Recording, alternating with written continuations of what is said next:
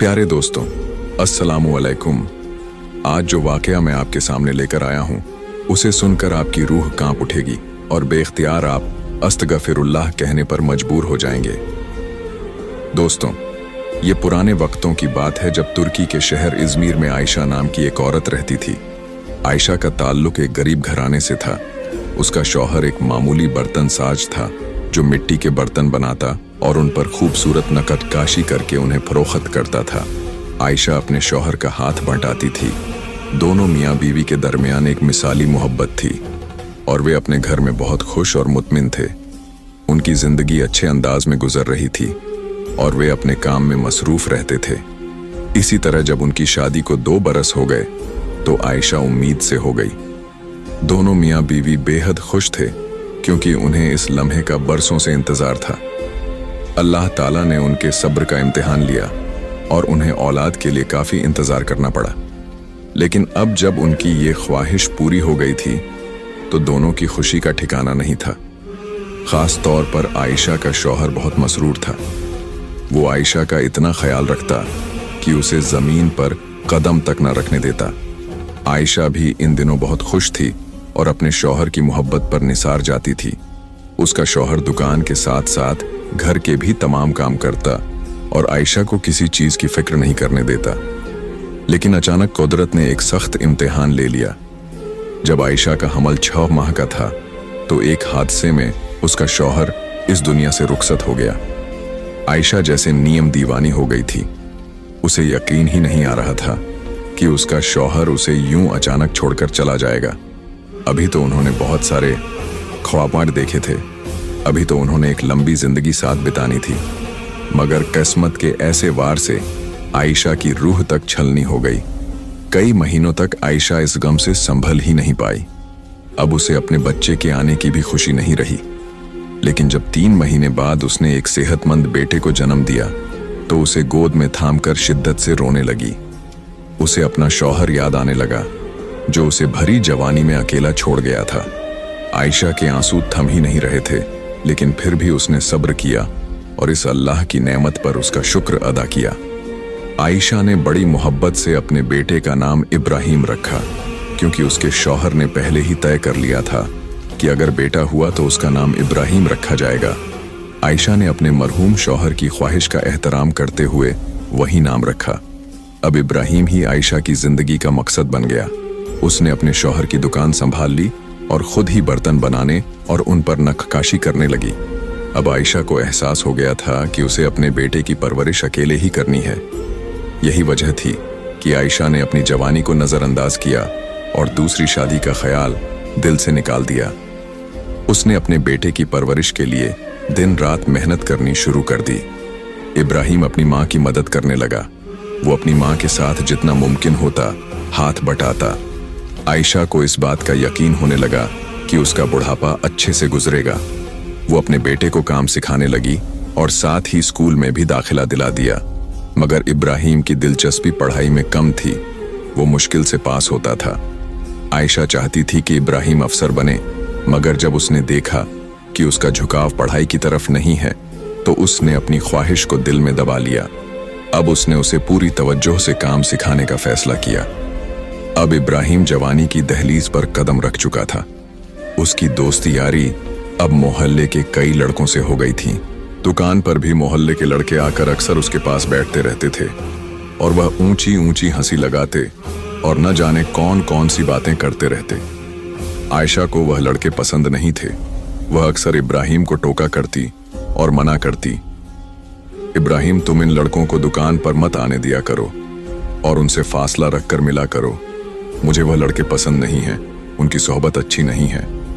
लेकिन इब्राहिम अपनी माँ को यही कहता, अम्मा वह लड़के मेरे दोस्त हैं, मेरी मोहब्बत में अगर वह यहाँ पर आ जाते हैं तो क्या हरज है। आप दिल छोटा मत करें और न ही इस बात का दिल में ख्याल लाएं कि उनकी सोहबत गलत है। वे वैसे ही ज़रा खुले मिजाज के लड़के हैं। इब्राहिम ने माँ की बात को चुटकियों में उड़ा दिया था और आयशा चुप हो गई थी क्योंकि इब्राहिम अब जवान हो रहा था और वह उसे इस तरह रोक टोक करके उसके ऊपर पाबंदी नहीं लगा सकती थी और न ही खुद से उदास कर सकती थी। वह सिर्फ उसे समझा सकती थी और जितना हो सकता था उसे गलत कामों से बचाने की कोशिश कर सकती थी। वक्त इसी तरह गुजर रहा था। इब्राहिम अब एक भरपूर जवान मर्द की शक्ल इख्तियार कर चुका था। वह अब 25 साल का हो चुका था और वक्त के साथ साथ आयशा और ज्यादा बूढ़ी होती जा रही थी।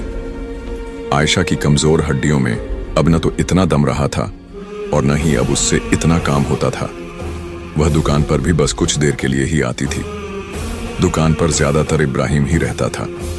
आयशा के अखलाक की बदौलत दुकान पर स्थायी ग्राहक लगे हुए थे, जो अब इब्राहिम की बदतमीजी और उसकी बदमाशी की बदौलत कम होते जा रहे थे, और आयशा को इसी बात की चिंता थी।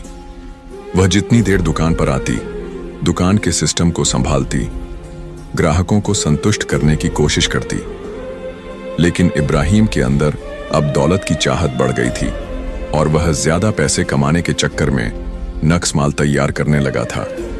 यहां तक कि उसने अब अपनी मां को भी साफ साफ मना कर दिया ताकि वह दुकान के मामलात में बिल्कुल भी दखलंदाजी ना करे, बल्कि वह अब दुकान पर आए ही ना करे।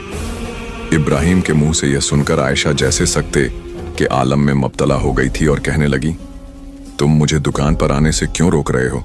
इस दुकान को मैंने दिन रात मेहनत करके प्रोवान चढ़ाया है, अपना खून पसीना इस दुकान को दिया है, मेरे शौहर की मेहनत इस दुकान की बुनियादों में शामिल है।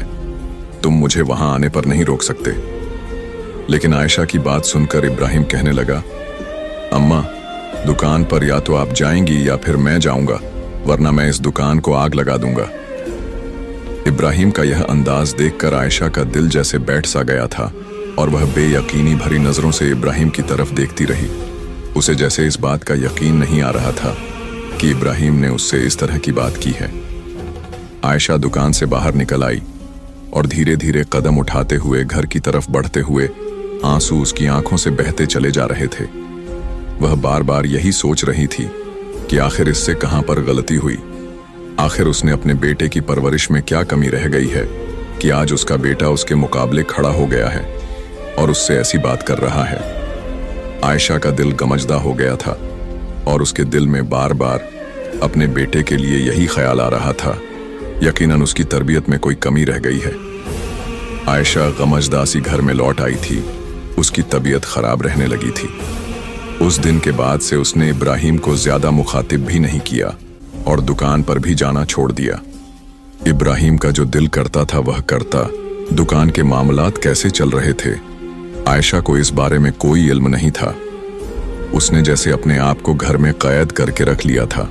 इन दिनों आयशा की एक पुरानी सहेली उससे मिलने के लिए चली आई, जो आयशा की गैर हाजिरी की वजह से परेशान होकर उसके घर आई थी। आयशा को जो उसने इस हालत में देखा तो पूछने लगी, क्या हुआ? तुम काफी अरसे से दुकान पे भी नहीं आ रही हो, सब ठीक तो है? आयशा की सहेली ने जब उससे पूछा तो आयशा फूट फूट कर रोने लगी, क्योंकि उसका दिल पहले से ही बहुत गमजदा था। उसने अपना दिल खोलकर सहेली के सामने रख दिया और कहने लगी, अब तुम ही बताओ मैं क्या करूं? मुझसे तो शायद कोई गुनाह सरजद हो गया है, या फिर मैंने कोई ऐसी गलती कर दी है जिसकी वजह से इब्राहिम मेरे साथ ऐसा सुलूक कर रहा है। आयशा की सहेली भी यह सब सुनकर जैसे सकते में आ गई थी। तब आयशा को तसल्ली देने लगी और कहने लगी, तुम फिक्र मत करो, सब ठीक हो जाएगा। इब्राहिम को जल्द या बदेर अपनी गलती का एहसास होगा और वह तुमसे माफी मांग लेगा। अभी तुम ऐसा करो कि उसकी शादी कर दो, कोई मुनासिब सा रिश्ता देखकर उसका निकाह कर दो। जब उसकी शादी हो जाएगी तो जरूर उसकी शख्सियत में मुसब्बत बदलाव आएगा। आयशा की सहेली ने उसे यह मशवरा दिया जो आयशा के दिल को लग गया। उसने तो इस नजर से कभी सोचा ही नहीं था। इसीलिए अब उसने अपनी सहेली की सलाह पर अमल करते हुए अपने आसपास इब्राहिम के लिए रिश्ता देखना शुरू कर दिया। हैरानी की बात यह थी कि इब्राहिम भी शादी के लिए राजी था और उसने कोई भी आपत्ति नहीं उठाई। इस बात की आयशा को खुशी थी और उसने जल्द एक मुनासिब सी लड़की देखकर इब्राहिम का रिश्ता तय कर दिया। इफ्त एक बहुत खूबसूरत और पढ़ी लिखी लड़की थी और जैसी बहू आयशा चाहती थी वह बिल्कुल वैसी ही थी। नाजुक और हसीन लड़की पाकर इब्राहिम भी बहुत खुश था और शादी के अगले दिन ही उसके चेहरे पर एक अलग रौनक दिख रही थी। आयशा अपने बेटे को इस तरह खुश और संतुष्ट देखकर खुद भी जैसे खुश हो गई थी। इब्राहिम और इफ्त एक दूसरे के साथ बेहद खुश थे। और उन्हें खुश देखकर आयशा भी खुश थी। इब्राहिम का रवैया आजकल काफी अच्छा हो गया था। वह माँ के साथ नरमी से बात करता और आते जाते उनका हालचाल पूछता, उनकी खबरगिरी करता रहता।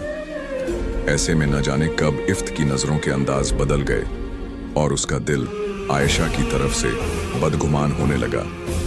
इफ्त को अब इब्राहिम का इस तरह आयशा को ध्यान देना अच्छा नहीं लग रहा था।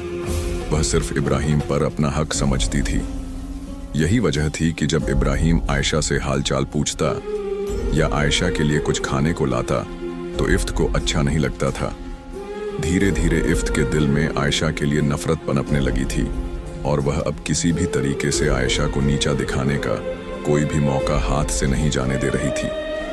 वह गाहे बगाहे इब्राहिम के कान भरती और इब्राहिम के दिल में बीमार माँ के लिए दोबारा से नफरत और बेजारियत बढ़ने लगी थी। इफ्त अब इब्राहिम के आने पर सिर बांधकर बैठ जाती और रोना शुरू कर देती। इब्राहिम उससे पूछता, तुम्हें क्या हुआ है? आखिर तुम्हारी तबीयत तो ठीक है। जबकि इफ्त रोने लगती और कहती, मैं सारा दिन काम करती रहती हूँ और थक कर चूर हो जाती हूँ, लेकिन तुम्हारी माँ मुझसे लड़ने का कोई भी मौका हाथ से नहीं जाने देती। वह जानबूझकर मुझे नीचा दिखाती है और घर में गंदगी फैला देती है। मुझे दोबारा साफ करना पड़ता है। मैं क्या करूं? तुम अपनी माँ को समझाते क्यों नहीं हो? रोज रोज इफ्त के इन शिकायत से तंग आकर एक दिन इब्राहिम माँ के सामने खड़ा हो गया और माँ को डांटने लगा, अम्मा, आप क्यों इफ्त के पीछे पड़ गई हैं? वह अगर घर का सारा कामकाज करती है और आपके घर का इंतजाम उसने अच्छे से संभाल लिया है, तो आप आखिर यह सब गवारा क्यों नहीं करती? क्यों आप उसे बात बेबात डांटती हैं और घर में क्यों गंदगी मचा कर रखती हैं? मैं आइंदा ऐसा कुछ ना देखूं। अगर आपको इफ्त का काम पसंद नहीं है तो आप खुद उठकर काम कर लिया करें, लेकिन कम से कम मेरी बीवी को तंग मत करें। इब्राहिम गुस्से से माँ को कहता और उनसे लड़ता झगड़ता तो माँ बेबसी से उसकी शक्ल देखती रह जाती, क्योंकि आयशा जानती थी कि यह सब कुछ झूठ है और इफ्त ने जानबूझकर यह प्रचार किया है। वह जानबूझकर इब्राहिम के दिल में उसके लिए नफरत डाल रही है। शुरू में तो आयशा ने इब्राहिम को सच बताने की कोशिश की थी, लेकिन इब्राहिम ने कुछ भी नहीं सुना। वह माँ को ही गलत समझता रहा और इफ्त को सही समझता रहा। इन्हीं दिनों में एक दिन जब इफ्त ने देखा कि इब्राहिम के दिल में अभी भी माँ के लिए जगह है और वह उसकी बातों में आकर भी माँ के साथ नरम रवैया रखे हुए है, तब उसने अपना पैंतरा बदला और एक दिन इब्राहिम के आने पर उसने अपने जख्म दिखाए। अपने शरीर पर लगे हुए जख्मों को उसने आयशा के नाम से जोड़ दिया और कहने लगी, आज तुम्हारी माँ ने मुझे सीढ़ियों से धक्का दे दिया और कहने लगी कि तुम मर क्यों नहीं जाती? तुम जब से इस घर में आई हो, हमारे घर की रौनक खत्म हो गई है। हर वक्त लड़ाई झगड़ा रहता है। तुम्हारी वजह से मेरा बेटा मुझसे दूर हो गया है। मैं तुम्हें इस घर में बर्दाश्त नहीं कर सकती। तुम यहां से दफा हो जाओ। इफ्त ने रोते हुए इब्राहिम को सारी स्थिति बताई। उसके शरीर पर लगे हुए जख्मों को देखकर इब्राहिम भी जैसे अपने बस में नहीं रहा। वह एकदम गुस्से से उठकर माँ के कमरे में जा पहुंचा। आयशा इस वक्त चारपाई पर बेबसी के आलम में लेटी हुई थी। उसे 2 दिन से बुखार था। उसे नहीं मालूम था कि इफ्त ने क्या खेल रचाया है और इब्राहिम आखिर इतने गुस्से में क्यों कमरे में आया है। आयशा तो इब्राहिम को देखकर निहाल सी हो गई थी और उसके बूढ़े चेहरे पर मुस्कान आ गई थी, लेकिन जैसे ही उसने इब्राहिम को पुकारना चाहा, इब्राहिम एकदम गुस्से में आगे बढ़ा और माँ को बाजू से पकड़कर चारपाई से उठा दिया। आयशा इस बात के लिए तैयार नहीं थी।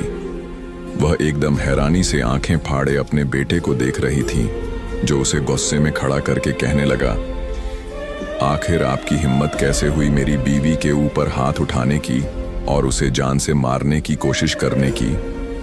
यह कहते ही इब्राहिम ने आयशा को मारना शुरू कर दिया। आयशा तो पहले ही कमजोर और लागर थी और इब्राहिम को इस गुस्से के आलम में देखकर वो वैसे ही जैसे हिम्मत हार चुकी थी। इब्राहिम की मार बर्दाश्त नहीं कर पाई। वो चारपाई पर जैसे गरसी गई थी और इब्राहिम को माँ की बेबसी और उसकी लाचारी नजर नहीं आ रही थी। वो मुसलसल गुस्से में बोलता जा रहा था और आयशा को मारता पीटता जा रहा था। आयशा ने नजरें उठाकर देखा तो उसे दरवाजे में खड़ी इफ्फत नजर आई। जो इस वक्त आंखों में एक खास चमक लिए हुए ये सब कुछ होता देख रही थी, यूं जैसे उसका मकसद पूरा हो गया। वो आयशा जान गई थी कि इफ़्फ़त को उसका वजूद गवारा नहीं है और वो उसे इब्राहिम के दिल से निकालना चाहती है और इस घर में नहीं रहने देना चाहती। इस बात ने आयशा के दिल के अंदर जैसे एक दुख की कैफियत पैदा कर दी थी। आयशा भी हिम्मत हार चुकी थी। वो अपनी चारपाई पर गरसी गई। इब्राहिम उसे मार के गुस्से में बोलता हुआ कमरे से बाहर चला गया। आयशा ने डबडबाई हुई आंखों से इब्राहिम को जाते हुए देखा तो उसकी आंखों से 2 आंसू टूट कर गिर पड़े। वो बड़ी बेबसी के आलम में थी। उसके दिल में उस वक्त शदीद दिख था। उसकी निगाहों के सामने अपनी सारी जिंदगी घूमने लगी। किस तरह अपने शोहर के मरने के बाद उसने इब्राहिम को पाला पौसा और उस तरह जवान किया कि आज वो उसी के ऊपर हाथ उठाने लगा था। आयशा को तो जैसे यकीन ही नहीं आ रहा था। गमों ने उसे वक्त से पहले ही बूढ़ा कर दिया था और अब तो इब्राहिम के उस रिवायों ने, उसकी मारपीट ने उसकी रही सही हिम्मत भी खत्म कर दी थी। आयशा अपने बस्तर पर गरी पड़ी रह गई। इब्राहिम कब का यहाँ से जा चुका था और उसी रात दुख और बेयकीनी भरी कैफियत में आयशा ने अपनी जान दे दी। सुबह जब आयशा कमरे से बाहर नहीं निकली तो इब्राहिम के जाने के बाद इफ़्फ़त ने कमरे में झांका, क्योंकि वो अपनी सास की हालत का मज़ा लेना चाहती थी। वो चाहती थी कि उसकी सास यहाँ से चली जाए और वो पूरे घर पर काबिज हो जाए और इब्राहिम के दिल पर भी सिर्फ उसी की हुकूमत हो। लेकिन जब उसने आयशा को यूं बेसुध पड़े देखा तो उसके जैसे हाथ पैर फूल गए। आयशा का बेजान वजूद इस बात की गवाही दे रहा था कि उसे मरे हुए काफी वक्त हो चुका है। आयशा ने इब्राहिम को इत्तला भिजवाई तो इब्राहिम भी जैसे भागा हुआ घर आया। उसने माँ का बेजान वजूद देखा तो उसे भी जैसे यकीन नहीं आ रहा था। वो बेतहाशा निदामत और दुख की कैफियत में मुब्तला हो गया। उसे जैसे माँ के मरने का यकीन नहीं आ रहा था। लेकिन सच तो यही था कि आयशा इस दुनिया से चली गई थी और अब पीछे सिर्फ उसकी यादें रह गई थी। आयशा के सोग में इब्राहिम ने 3 दिन दुकान बंद रखी थी और फिर दोबारा से वही मामलात जिंदगी लौट आए थे। वो सुबह दुकान पर चला जाता और शाम को घर आ जाता। आयशा के जाने का उसने इतना ज्यादा सदमा यूं भी नहीं लिया था कि वो पहले ही माँ से काफी दूर हो गया था और उसके दिल में माँ के लिए कोई खास मोहब्बत नहीं थी। उसे इस बात पर भी निदामत नहीं थी कि उसने अपनी बेबस और कमजोर माँ के ऊपर हाथ उठाया था। कुछ दिन उसी तरह गुजर गए जब एक रात अचानक इब्राहिम के बाजों में दर्द हुआ और वो दर्द इतना शदीद था कि वो नींद में से उठकर बैठ गया और चीखें मारने लगा। इसके साथ सोई हुई इफ़्फ़त भी उठकर बैठ गई और उससे दरियाफत करने लगी, क्या हुआ इब्राहिम, आप ऐसे चला क्यों रहे हैं? जबकि इब्राहिम बेबसी से चीख रहा था और कहने लगा, मेरे बाजू में बहुत दर्द है, यहाँ पर मुझे सोइयां चब रही हैं, यूं लग रहा है कोई चीज मेरे बाजों को खा रही है। इफ़्फ़त ये सुनकर परेशान हो गई और उसने आगे बढ़कर इब्राहिम के बाजों को दबाना शुरू कर दिया। लेकिन जैसे जैसे इफ़्फ़त उसके बाजू दबाती इब्राहिम की तकलीफ में और इजाफा होता जा रहा था। उसने इफ़्फ़त को दबाने से मना कर दिया और वो मुसलसल चीखने चलाने लगा। इब्राहिम का वो बाजू बेहद सोच चुका था और उसके अंदर शदीद तकलीफ थी। अगले दिन इब्राहिम ने इलाके के हकीम को चेक भी करवाया तो उसने कुछ दवा दे दी, लेकिन इस दवा से भी उसे कोई फर्क नहीं पड़ा। इब्राहिम का बाजू सोचता जा रहा था और तकलीफ बढ़ती जा रही थी, बल्कि अब तो दूसरे बाजों के अंदर भी तकलीफ आ चुकी थी। इब्राहिम के अंदर इतनी भी हिम्मत नहीं थी कि वो अपने बाजू उठा लेता या उस हाथ से नवाला तोड़कर मना में डाल लेता। वो तो जैसे महताज होकर रह गया था। उसे खाना भी इफ़्फ़त खुलाने लगी थी। उसके दोनों बाजू और हाथ सूज चुके थे और तकलीफ के बायस इब्राहिम उन्हें हिलाने जलाने से कासिर था। कुछ दिन तो इफ़्फ़त उसकी खिदमत करती रही और ये सब कुछ बर्दाश्त करती रही, लेकिन फिर एक दिन उसकी बर्दाश्त हो गई, ख़त्म हो गई और वो फट पड़ी और कहने लगी कि मैं तुम्हारी इस तरह खिदमत नहीं कर सकती। मैं जवान हूँ, खूबसूरत हूँ, मुझे कोई भी शख्स अपना लेगा। मैं तुम्हारे साथ अपनी जिंदगी नहीं बर्बाद कर सकती। तुम तो जैसे अपाहज होकर रह गए हो। और मैं क्यों अपनी जवानी तुम्हारे साथ खराब करूं? मुझे अभी के अभी तलाक दे दो, मैं यहाँ से चली जाऊंगी इफ़्फ़त के मुना से। ये सब सुनकर जैसे इब्राहिम को यकीन नहीं आया था। वो तो इफ़्फ़त का चेहरा देखता रह गया। जिसके चेहरे पे कोई शनासाई का रंग नहीं था, लेकिन उसने फिर भी इफ़्फ़त का मुतालबा पूरा कर दिया और उसे तलाक दे दी। इब्राहिम को अब अंदाज़ा हुआ था कि इफ़्फ़त ने उसकी ज़िंदगी के साथ कैसा भयानक मजाक किया है। वो अब अपनी माँ को याद कर कर के रोता और उखरी दिनों में उसने माँ के साथ जो कुछ भी किया उसे याद करके पछतावे उसके दिल में सर उठाने लगे थे। वो अब पछताने लगा था और हर वक्त रोता रहता। उसका कारोबार तबाह होकर रह गया था। उसने दुकान मुस्तकिल बंद कर दी थी और खुद भी जैसे घर में कैद होकर रह गया था। एक दिन न जाने उसके दिल में क्या ख्याल आया कि वो चुपचाप घर से निकला और माँ की कब्र के सुरहाने आकर बैठ गया और धाड़े मार मार कर रोते हुए उनसे माफ़ी तलब करने लगा। काफ़ी देर रुचकने के बाद इब्राहिम को यूं महसूस हुआ कि आज उसकी माफ़ी कबूल हो चुकी है और अब उसकी माँ यकीनन उसे मुआफ़ कर चुकी है। इब्राहिम के दिल को थोड़ा सुकून हुआ था और उस दिन से ही जैसे उसके बाजों की तकलीफ में कमी आने लग गई थी। इब्राहिम अब 5 वक्त की नमाज पढ़ता और हर नमाज के बाद अल्लाह के हुजूर भी मुआफ़ी मांगता। वो माँ की कब्र पर रोज़ाना जाता और माँ से रोज़ मुआफ़ी तलब करता, क्योंकि वो जान गया था कि उसकी माँ ही उसकी मुखल्लिस और सच्ची साथी थी। उसकी माँ ही उसके लिए एक खालिस रिश्ता थी। लेकिन उसने अपनी बीवी की बातों में आकर माँ के साथ बहुत बड़ा किया, जिसकी बदौलत वो न सिर्फ जिस्मानी तकलीफ में मुब्तला हुआ बल्कि उसकी बीवी उसे छोड़कर चली गई। वही बीवी जिसकी खातिर उसने माँ के साथ गलत रवैया अपनाया और उसे मारा पीटा। अब इब्राहिम को इस बात का बखूबी एहसास हो रहा था, लेकिन अब माँ उससे बहुत दूर चली गई थी, जहाँ से वो वापस हो रहा था नहीं आ सकती थी। ताहम इब्राहिम ने माँ की कब्र को ही जैसे अपना मस्कन बना लिया था। वो घंटों उनकी कब्र के सुरहाने बैठकर उनसे मुआफ़ी मांगता रहता, अल्लाह के हुजूर मुआफ़ी तलब करता। इब्राहिम ने दोबारा दुकान खोल ली थी और अब वो मेहनत और लगन से काम करने लगा था। उसके बाजू अब पहले से काफ़ी बेहतर हालत में थे। वो उन्हें अब हरकत दे लेता था और अब उसकी तकलीफ में भी कमी आ चुकी थी, क्योंकि वो ये हकीकत जान गया था कि उसकी माँ उसे मुआफ़ कर चुकी है और उसे इस बात का अंदाज़ा हो गया था कि जब उसके बाजू मुकम्मल तौर पर ठीक हो जाएंगे तो उसका यही मतलब होगा कि अल्लाह ने भी उसकी मुआफ़ी को कबूल कर लिया है। तो इसका दिन का शिद्दत से इंतज़ार था। दोस्तों, ये तो था उज का वाक़या। दोस्तों, अपने माँ बाप की इज़्ज़त और उनका एहतराम करो। जिस तरह अल्लाह ताली ने फरमाया है कि उन्हें कभी उफ़ तक न कहो, इसी तरह हमें अपने माँ बाप को कभी भी कोई तकलीफ़ पहुँचाने का सोचना भी नहीं चाहिए। अल्लाह ने माँ के कदमों तले जन्नत रखी है और बाप को जन्नत का दरवाज़ा कहा है। वो हमारे लिए जन्नत की कंजी है और हमें अपनी जन्नत को अपने हाथों से बर्बाद नहीं करना चाहिए। हमें अपने वालिदैन की खिदमत करके अपने लिए जन्नत की राह हमवार करनी चाहिए, ताकि हम भी फलाह पाने वालों में शामिल हो जाएं।